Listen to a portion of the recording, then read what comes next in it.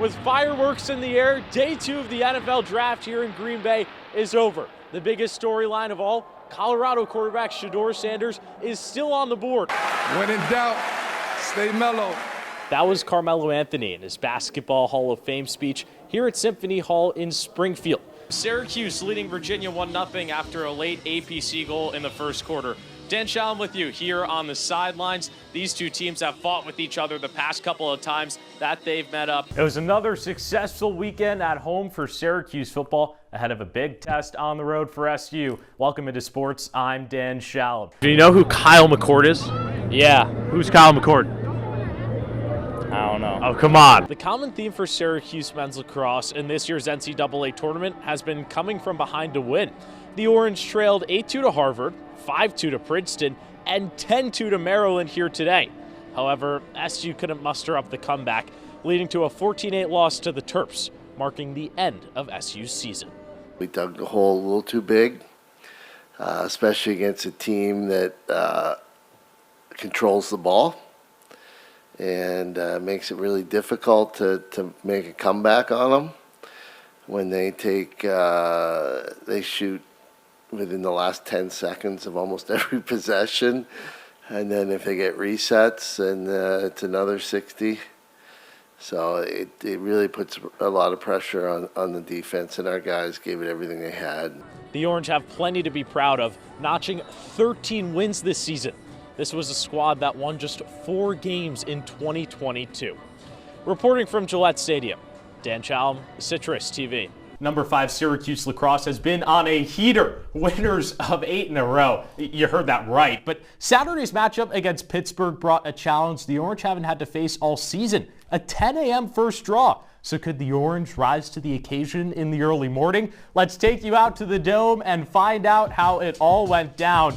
Surely needed your coffee for this one. Earliest start time for Syracuse this season, but didn't really seem to phase the Orange. Early on in this game, Caroline Trinkus slots one home a minute in. Syracuse up 1-0, and then on the defensive end, Coco Vandiver breaks Syracuse's caused turnover record, 102 for her. Those caused turnovers turning into offense on the other side of the field. Molly Guzik puts the Orange up 3-0. Then it's Mackenzie Rich, and Jolie Caramelli closes out a 6-0 first quarter for Syracuse. They were on fire, and that didn't stop in the second either. Mackenzie Borby makes it 8-0 Syracuse. 6 minutes left to go in the second.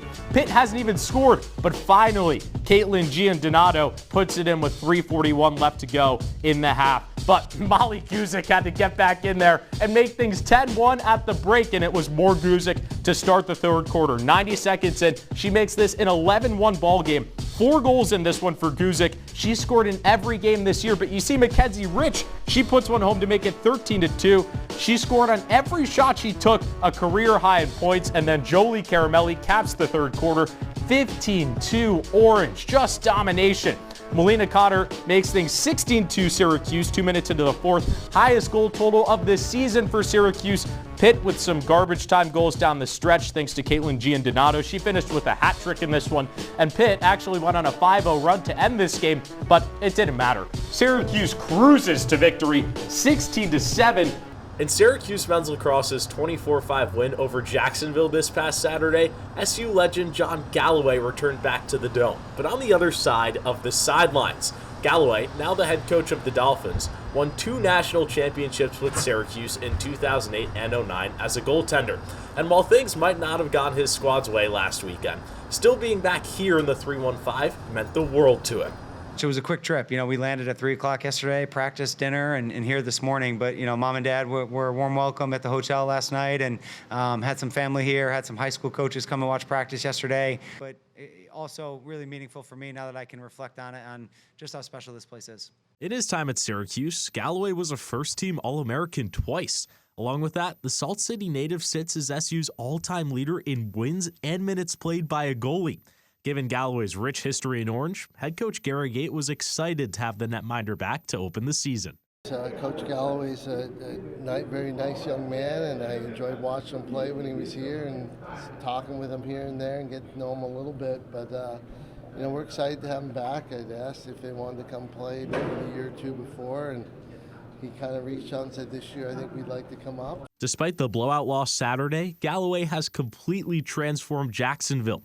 The West Genesee native earned the Dolphins their first national ranking in 2022, has notably led Jacksonville to 3 straight double-digit win seasons, and won the program's first ever ASUN regular season championship last year. For Galloway, all of this success stems back to one place. Early on in my career, I learned, hey, top 10 is not good enough. Winning occasionally is not good enough. The bar is so high there that I think it shifts how you approach your business. And from an early time in Syracuse, I learned winning was the only option. Anything below a national championship, you did not meet the expectations of the organization. So we've brought a lot of that dreaming and vision down here. Now, again, there's a long road in between what Syracuse has built and what we're building. But you have to start somewhere. And I think we've taken some small steps, and it's about us continuing that journey and putting proof of concept on paper and on the field. Dan Shalam, Citrus TV. To no surprise, here in the Big Apple, Indiana quarterback Fernando Mendoza won the 91st Heisman Trophy. The gunslinger led the Hoosiers to their first undefeated season in program history while leading the nation in passing touchdowns.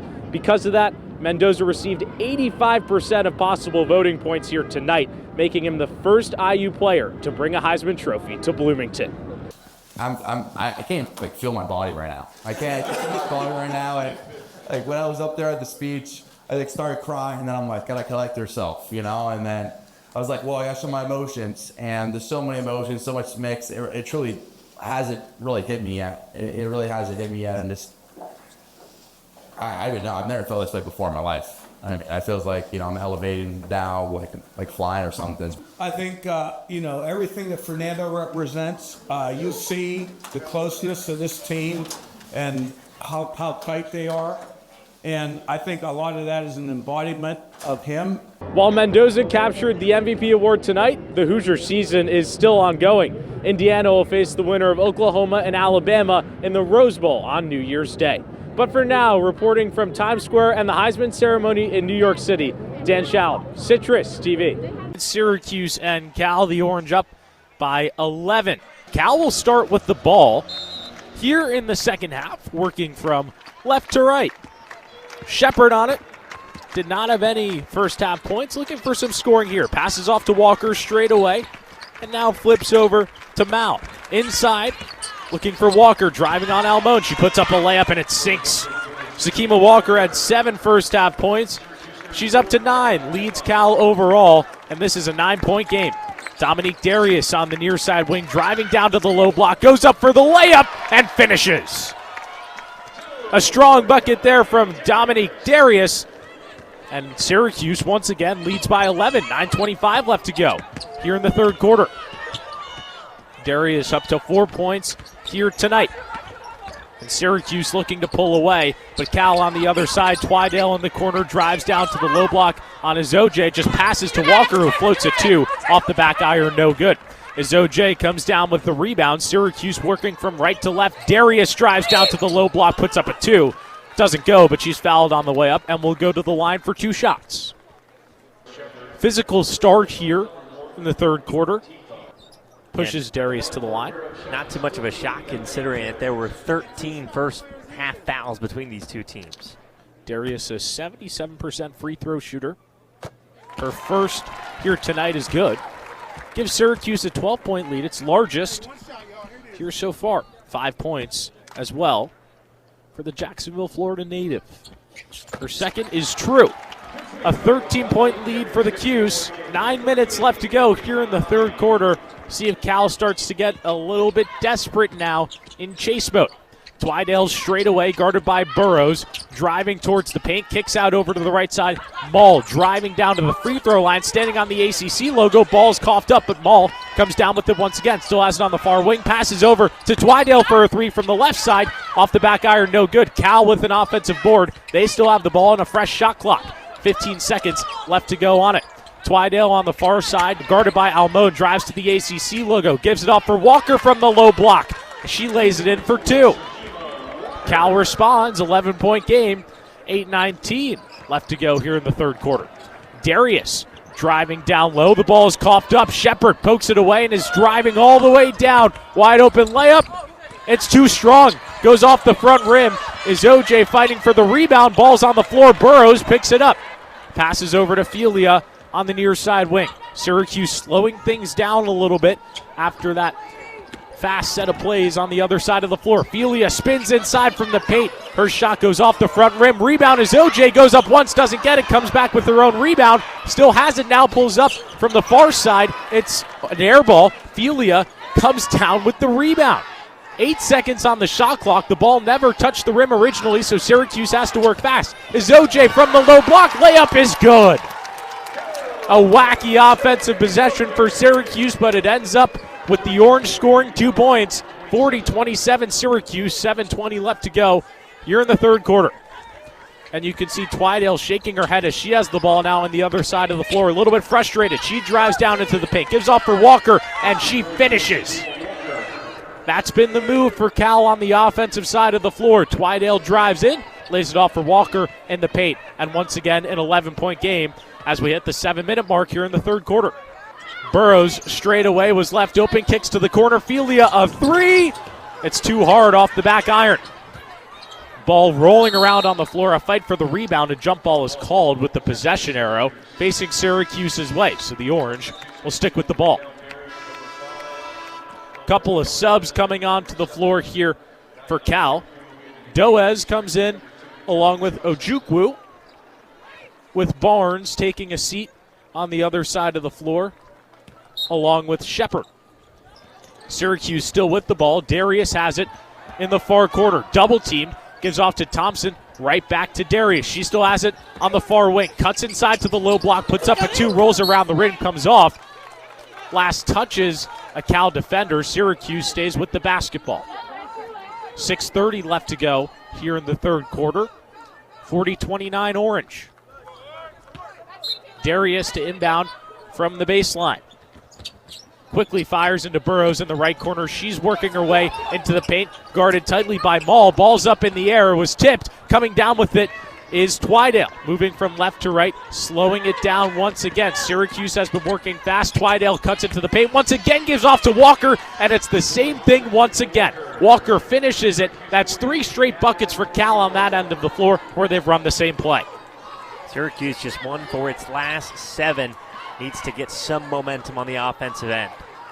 40-31, a 9-point ball game. Cal cutting things to single digits. Filia driving and pulls up from the ACC logo. That one's off the mark, never touched the rim, and Cal comes down with the rebound.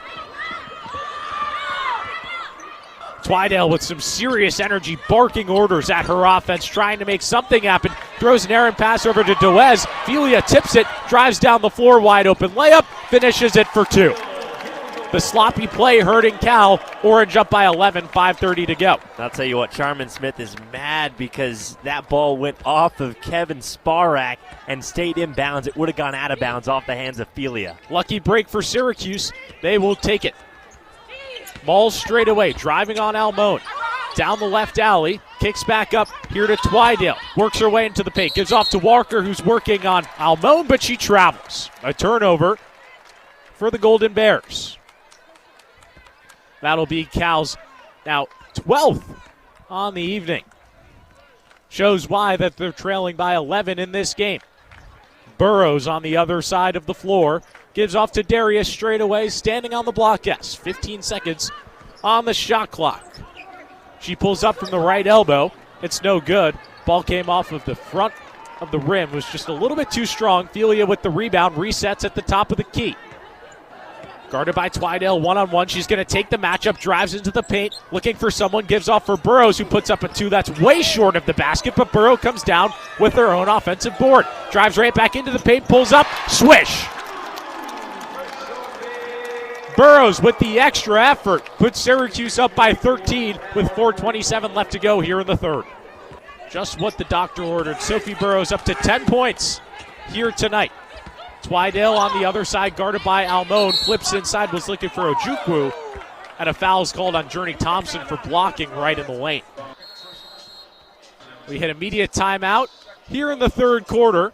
Syracuse leading Cal 44-31, 4:12 to go. You're listening to Syracuse women's basketball here on the Central New York Sports Leader, Z89.